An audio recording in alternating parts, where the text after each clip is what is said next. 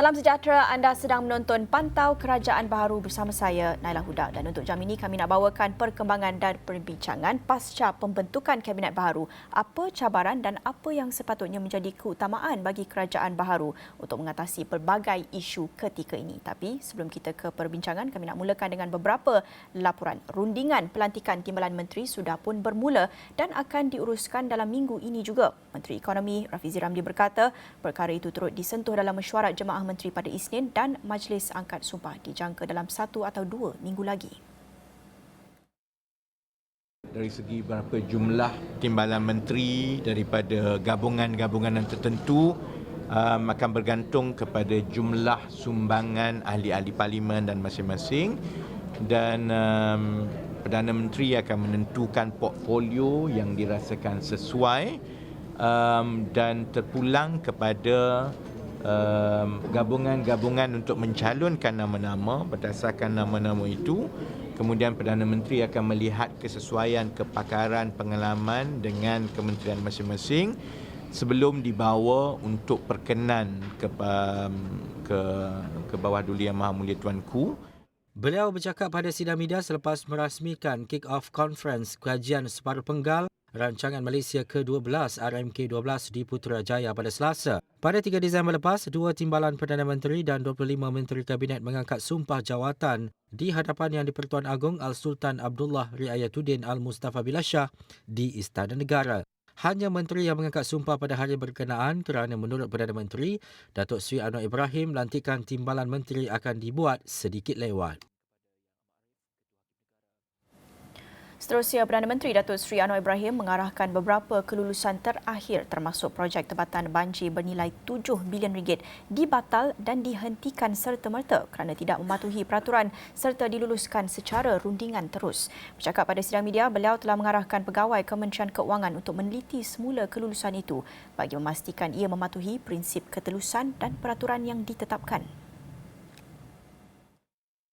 Saya juga tekankan bahawa beberapa kelulusan terakhir termasuk kelulusan tebatan banjir yang peruntukannya sekitar RM15 bilion dan RM7 bilion telah diluluskan tanpa proses tender secara teratur. Kerana itu melalui rundingan terus, saya telah minta hal tersebut tidak diteruskan, diteliti semula supaya ada prinsip ketelusan dan juga mematuhi peraturan-peraturan yang telah ditetapkan. Jumlah ini bukan kecil atas alasan umpamanya membantu menyegerakan untuk langkah tebatan banjir, tetapi ada masalah bila peraturan tidak dipatuhi dan ada upaya umpamanya untuk mencari kesempatan. Dan ini amat dikesalkan. Dan saya terima kasih kerana pegawai kanan kementerian bersama, kerana mereka juga tidak selari dengan masuk ini, tapi pada ketika itu hanya mengikut arahan.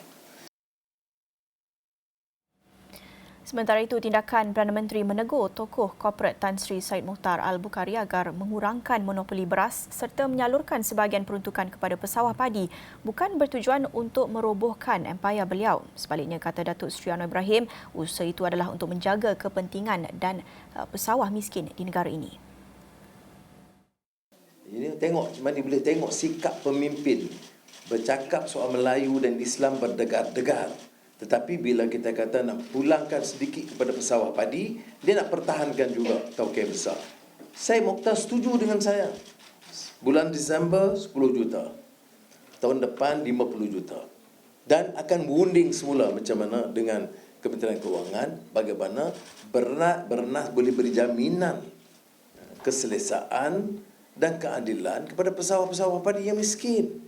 Apa yang jadi masalah sangat ni dalam negara kita? Apa yang nak dipolitikkan? Baik, seterusnya Menteri Belia dan Sukan Hana Yoh tidak berhasrat memperkenalkan program baharu. Sebaliknya, mahu memperkasa program sedia ada dalam Kementerian Belia dan Sukan atau KBS. Dan turut jadi fokus beliau adalah aspek jaminan keselamatan untuk atlet kebangsaan. Ikrar ini dibuat pada hari pertama beliau memulakan tugas secara rasmi di KBS. Dalam pemikiran saya, hal-hal yang saya nak lihat, aspek-aspek yang saya nak lihat adalah satu, untuk pastikan sukan ini accessible kepada semua. Yang keduanya, untuk memberikan satu safe space, keadaan yang selamat untuk para atlet atlet kita. Yang ketiganya, dari segi kebajikan, security for our athletes. Yang itu saya banyak dengar daripada para atlet. Yang keempatnya, selalunya orang akan rasa kalau ada pimpinan baru mungkin ada program baru semua, tapi saya tak ada hasrat untuk memperkenalkan program-program baru dulu. Saya nak dengar dan saya nak cari jalan untuk memperkasakan program sedia ada. Dan yang kelimanya, untuk aspek belia. Aspek belia ini merangkumi lebih kurang 17 kementerian yang lain.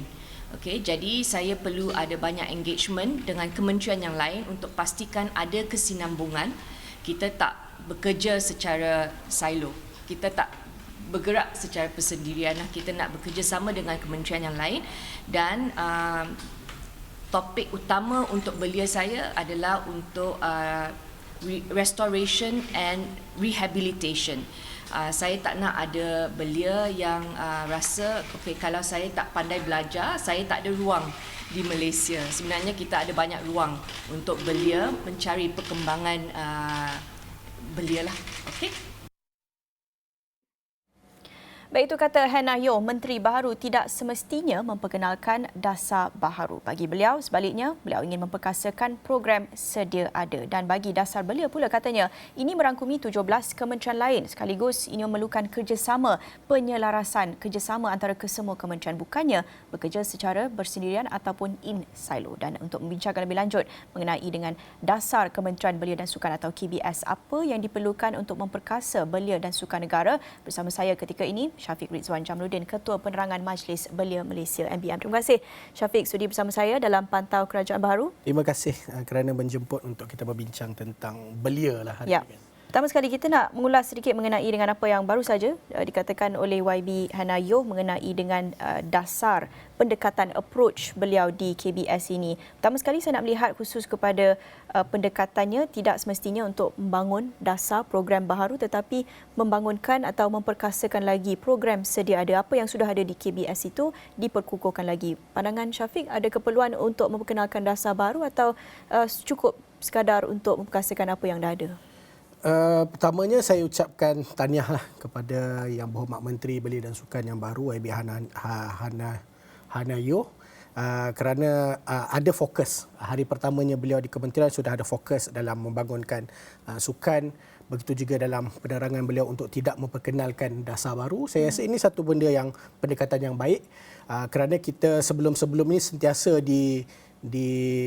momokkan dengan datang menteri baru, yang lama kita lupakan buat benda baru, yang lama kita lupakan buat benda baru. Tapi alhamdulillah pendekatan YB Menteri kali ini tidak ingin memperkenalkan dasar baru, kerana saya rasa di Kementerian Belia dan Sukan pun sudah ada Dasar Belia Malaysia 2015 dan kita juga sebelum ini telah mewujudkan satu kajian ataupun kita dah wujudkan satu dokumen akhir, tinggal untuk dibentangkan dan dilancarkan sahaja model pembangunan belia baru 2030. Model baru pembangunan belia 2030, yang mana dalam model baru pembangunan belia ini juga kita ambil kira segala hasrat aspirasi belia-belia kita semenjak COVID, waktu PKP kita lancarkan terus. Kita rasa ada kesenjangan pada pihak belia ini, khususnya dari segi ekonominya, khususnya dari segi pemilikan rumahnya, kerjayanya dan lain-lain. Dan saya rasa dokumen itu sudah siap. Alhamdulillah kita di Majlis Belia Malaysia bekerjasama dengan Kementerian Belia dan Sukan telah siap dokumen itu. Dan kalau boleh diteliti dengan baik oleh Yang Berhormat Menteri sebelum dilancarkan. Saya rasa banyak telah kita gariskan. Saya kira kita ada hampir 37 inisiatif yang kita gariskan dalam model baru pembangunan belia itu. So saya rasa ada banyak poin-poin yang kita boleh ambil, dan kita tahu di Malaysia ini, kalau dalam dasar belia Malaysia 2015, kita telah gariskan 8 kelompok belia. Maknanya kalau 8 kelompok belia ini bermula daripada belia awal umur 15 tahun sehingga ke umur 30 tahun, belia akhir. Kita ada banyak segmen belia. Belia bersekolah, belia IPT, belia berkerjaya, belia yang duduk dekat belia berisiko dan lain-lain. Dan semua kelompok-kelompok belia ini ada needs dia yang tersendiri. Ada keperluan, ada kehendak dan ada cara untuk kita dekati dan menyelesaikan masalah-masalah dia. Dan saya harap Kementerian Belia dan Sukan melalui Menteri baru bukan sahaja fokus kepada kementeriannya sahaja, tetapi macam yang kita dah bincangkan di awal hari itu, Kementerian Belia dan Sukan, isu belia ini perlu ditangani secara holistik. Ya. Perlukan pendekatan whole of government. Dulu kita ada NBOS, National Blue Ocean Strategy, untuk kita selesaikan masalah belia di setiap kementerian. Ada belia yang berkerjaya, ada belia yang bercucuk tanam, duduk di Kementerian Pertanian. Ada belia yang suka main teknologi, duduk di Kementerian Sains. Ada belia yang ada masalah rumah, duduk di Kementerian KPKT dan segalanya. So saya harap ini dapat digabung jalinkan dengan lebih baik, dapat kita selesaikan masalah isu belia ini dengan lebih komprehensif dan lebih bersasar. Ya, itu yang saya nak tanyakan mengenai dengan isu belia ini yang sebenarnya merangkumi pelbagai kementerian lain. Kalau ikut YB Hanayo, katanya 17 kementerian lain. Betul. Sebenarnya. Mungkin antaranya Kementerian Kesihatan, Kementerian Pertanian seperti yang Syafiq katakan itu.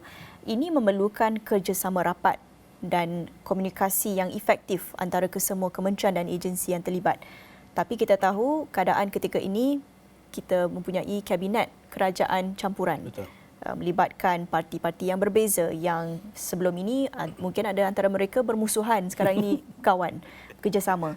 Bagaimana agaknya untuk kita melihat keperluan kerjasama yang baik antara setiap kementerian ini supaya kita dapat melihat dasar yang holistik untuk anak muda, tetapi mengambil kira keadaan realiti semasa mereka ini juga perlu learn on the go. Bagaimana untuk kerjasama? Saya rasa ini antara perkara yang sedang dilihat dan sedang diperhatikan oleh warga belia kita. Bagaimana orang-orang kerajaan kita hari ini yang mungkin sedahulunya ada berselisih faham. Dan ini adalah masa untuk mereka benar-benar address, lihat kepada isu yang sedang melanda belia-belia kita hari ini. Ini adalah real issue. Ya. Kalau kita tengok, perkara paling utama sekali di Malaysia di kalangan belia adalah isu kesenjangan ekonomi. Kita tengok isu kemiskinan belia. Kalau kita tengok statistik 2020, jumlah keseluruhan belia yang ketua isi rumahnya dalam kategori miskin sebanyak 83,000 lebih. Dan kita tengok isu-isu ini perlu ditangani secara holistik. Kita ada Kementerian Kecukupan Makanan, kita ada Kementerian Kos Sara Hidup, dan kita harap apa sahaja pertelingkahan politik mereka yang lepas janganlah dibawa sampai ke hari ini. Cukup-cukuplah drama politik itu yang sekian lama. Fokus kembali kepada pembangunan negara, pembangunan belia kita, kerana kita semua dimomokkan bahawa tahun 2023 akan berlakunya inflasi, berlakunya kemelesetan keuangan dan segalanya. Ini akan lebih menjejaskan para belia kita, dan kita tak nak belia-belia kita hari ini hilang pekerjaan. Belia-belia kita akan datang tiada pekerjaan. Belia-belia kita yang miskin akan terus jadi papa kedana contohnya. Kita tak nak ini semua berlaku kerana kita dah lost 2 tahun waktu PKP 2019-2020, yang mana waktu itu semua golongan terkesan dengan sangat teruk, terutamanya warga belia yang baru ingin membina kehidupan, baru ingin bina kerjaya, baru ingin bina keluarga dan segalanya.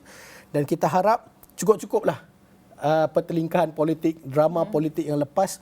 Bekerjalah sebagai satu pasukan untuk negara Malaysia, bantu dan dengarlah keluhan dan kehendak warga belia ini supaya kita bangunkan belia umpama kita bangunkan negara kita.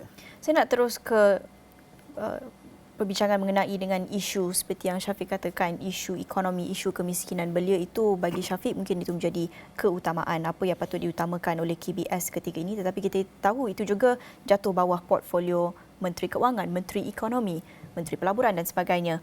Bagaimana untuk kita fahami apa sebenarnya peranan Kementerian Belia dan Sukan kalau khususnya melihat kepada isu belia, ada keperluan untuk memperbaharui peranan KBS? Saya rasa bukanlah kita perlu memperbarui peranan KBS. Suka saya ingatkan kepada Yang Berhormat Menteri bahawa kementeriannya adalah Kementerian Belia dan Sukan. Bahawa belia itu datang dulu sebelum sukan. Kerana apa? Sebab salah sukan pun belia juga yang bersukannya. Jadi untuk kita memperkasakan kembali segmen belia ini di Kementerian Belia dan Sukan, kita ada Jabatan Belia dan Sukan. Begitu juga Majlis Belia Malaysia. Majlis Belia Malaysia tahun ini, tahun hadapan telah mencapai umur 75 tahun. Kami sentiasa memainkan peranan dalam semak dan imbang segala isu-isu berkaitan belia. Kita ada platform Majlis Perundingan Belia Negara yang sentiasa kita bawakan isu-isu berkaitan belia, dan kita tengok apa fokus kepada Jabatan Belia dan Sukan dan apa fokus kepada Majlis Belia Malaysia. Tentang satunya tentang membangunkan karakter belia kita. Membangunkan karakter yang macam mana kita tengok selama 3-4 tahun kebelakangan ini kita sentiasa cerita tentang undi 18 sebab kita nak menuju ke PRU15. Tetapi selepas PRU15, what's next? What's next untuk undi 18? Apa yang perlu kita lakukan adalah kita perlu memperkasakan. Dalam dasar belia Malaysia, kita ada model pembangunan belia positif. Model pembangunan belia positif ini dia membangunkan aset dalaman, karakter belia itu sendiri yang sentiasa dimainkan oleh Majlis Belia Malaysia dan Jabatan Belia dan Sukan melalui program-program kesukarelawanan, program-program MFLS, contoh misal kata leadership, program-program kerjaya dan segalanya. Begitu juga dengan aset luaran, iaitu bagaimana Kementerian Belia dan Sukan dan Majlis Belia Malaysia bersama Yang Berhormat Menteri, kita perlu wujudkan satu ekosistem suportif kepada belia-belia kita ini untuk segala aspek, untuk memperkembangkan karakternya, untuk memperkembangkan potensinya, untuk memperkembangkan ideanya dan untuk memperkembangkan ekonominya. Maka apa yang kita perlu lakukan adalah kita perlu sama-sama bekerja dengan Jabatan Belia dan Sukan untuk kita wujudkan satu ekosistem yang mesra belia. Satu lagi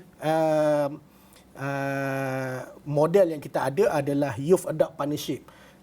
Keserakanan antara dewasa dan belia. Ini yang boleh kita mainkan antara pihak kementerian yang rata-ratanya adalah golongan dewasa bersama dengan belia, untuk kita bersama-sama untuk menyumbang idea, untuk kita terima pandangan.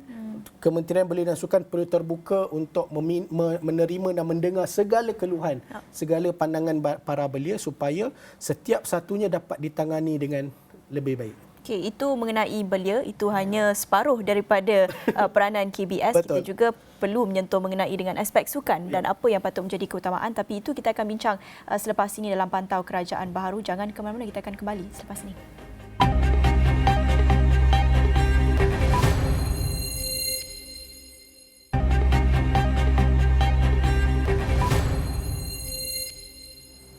Bertemu kembali dalam Pantau Kerajaan Baharu bersama saya Nailah Huda, dan masih lagi bersama saya ketika ini Syafiq Rizwan Jamaluddin, Ketua Penerangan Majlis Belia Malaysia. Sebentar tadi kami bincangkan mengenai dengan soal belia, apa keutamaan Kementerian Belia dan Sukan untuk menangani pelbagai isu belia, antaranya isu ekonomi khususnya. Tapi tentunya kita nak melihat kepada separuh lagi komponen KBS, iaitu mengenai dengan sukan. Kita tahu kalau bercakap dengan industri sukan ini, banyak ruang yang ada untuk pembaharuan, untuk perubahan. Kita nak melihat kepada isu sumber kewangan, isu perlindungan dan sokongan kepada atlet. Itu antara janji YB Hanayo sendiri untuk melihat khusus kepada isu perlindungan keselamatan atlet. Bagi Syafiq sendiri melihat kepada industri sukan, kita tahu ada banyak masalah, tapi apa yang patut menjadi keutamaan? Bagi industri sukan pula, kita tahu kehadapan ini kita ada Sukan C, Sukan Asia dan Sukan Olimpik 2024 kalau tak silap saya, dan beberapa sukan-sukan lain seperti bola sepak, hoki, Piala Dunia dan lain-lain.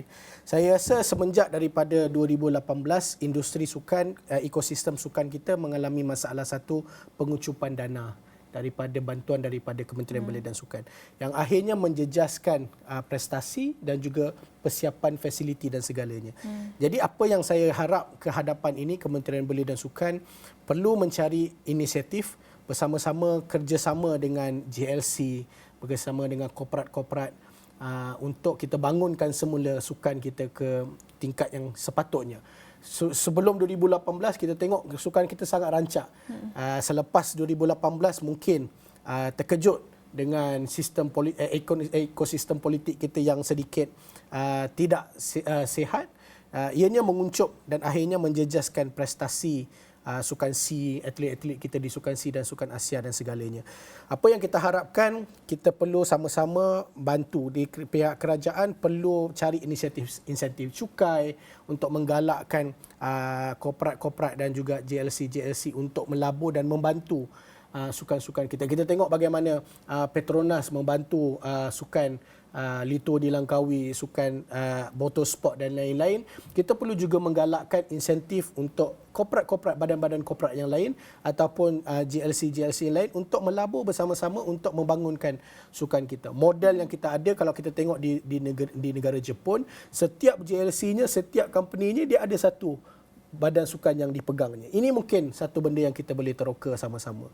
Keduanya adalah bagaimana untuk kita memperbaiki semula fasiliti sukan kita di seluruh negara. Kita tengok sejak PKP 2019, ya mungkin PKP dah lockdown, semua orang dah tak bersukan. Akhirnya dia menjejaskan fasiliti kita hampir keseluruhannya. Perlukan pembaikan yang kadang-kadang ada sehingga yang sangat-sangat major pembaikannya. Ada yang mungkin sedikit-sedikit, tetapi kita tengok saja Sukma 20 yang baru lepas ini bagaimana fasiliti sukan yang sangat tidak kondusif kepada atlet-atlet kita. Kita harap ianya dapat diperkasakan semula melalui Majlis Sukan Negara dan lain-lainnya. Dan begitu juga pembangunan atlet kita. Kita kena tengok. Kita tengok rata-rata yang daripada pandangan saya, rata-rata selepas COVID, warga belia kita kurang ingin bersukan di luar. Banyak yang dah start dengan sukan e-sport. Kan? E-sport satu medan yang boleh kita perkasakan, tapi dalam masa yang sama sukan-sukan yang lain perlu juga untuk kita bagi fokus dengan baik. Badminton kita sudah ada momentum, kita perlu bantu lagi untuk terus cemerlang. Pasukan bola sepak kita, pasukan Speedy Tigers hoki kita sudah dalam momentum yang baik. Pasukan rugby 7-11 kita dalam momentum yang sangat baik. Begitu juga dengan sukan-sukan lain. Tapi kita tengok bagaimana sukan renang, akuatik, terjun dan lain-lain. Dia mengalami keadaan yang sedang merosot dan kita perlu bantu untuk mereka kembali menyinar seperti satu masa yang lampau. Berbalik kepada isu keuangan atau pendanaan, sudah tentu kita perlu idea baharu bagaimana untuk mewujudkan sumber keuangan baru untuk industri sukan. Tetapi ini juga memerlukan kerjasama kementerian dan agensi lain. Bukan hanya terletak pada bahu Kementerian Belia dan Sukan sahaja, tetapi kalau kita nak bercakap tentang prioriti, keutamaan agenda sukan ini, kita nak bandingkan antara ketiga-tiga calon Perdana Menteri atau calon kerajaan sebelum ini, sukan itu tidak menjadi keutamaan dalam agenda manifesto mana-mana parti pun. Bagaimana untuk KBS memainkan peranan meyakinkan barisan kabinet ini bahawa industri sukan ini perlu juga menjadi sebahagian daripada agenda? Pertamanya kita perlu lihat potensi industri sukan ini dalam menyumbang kepada pendapatan dan KDNK negara. Kita tengok bagaimana negara Qatar yang sedang menjalankan World Cup bola sepak ni, bagaimana mereka besar-besaran mempromosi negaranya dan akhirnya menyumbang masuk sehingga 1 sejuta lebih orang datang ke situ. Jadi kita kena tengok potensi-potensi sukan ini. Kita perlu analisis sukan apa yang perlu diberikan keutamaan pada ketika ini.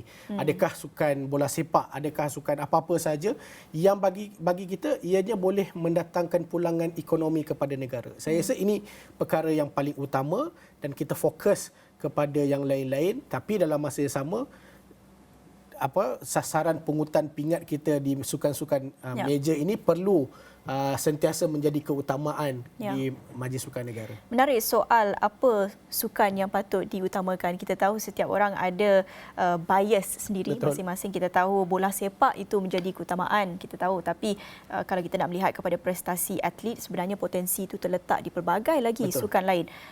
Kita tahu ini juga terkait dengan isu kepentingan politik dalam setengah jenis sukan yang berbeza. Bagaimana pula anak muda melihat keperluan untuk mengatasi isu politik dalam sukan, kepentingan politik? Saya kira kepentingan politik dalam persatuan sukan ataupun orang-orang politik yang kadang-kadang sedikit memberi impak negatif kepada persatuan sukan ini adalah berkait tentang pengurusan badan sukan itu sendiri. Kita tengok kalau pada badan sukan yang diuruskan dengan baik, orang politik ke, orang bukan politik ke, alhamdulillah ianya mendapat dia sentiasa dalam keadaan yang baik. Jadi perkara utamanya adalah bukan orang politik ataupun politik itu sendiri, tetapi bagaimana sukan itu, persatuan sukan itu ditata kelola dengan baik, diuruskan dengan baik dari segi pendanaannya, dari segi pembangunan sukannya, pembangunan atlet dan lain-lain lagi.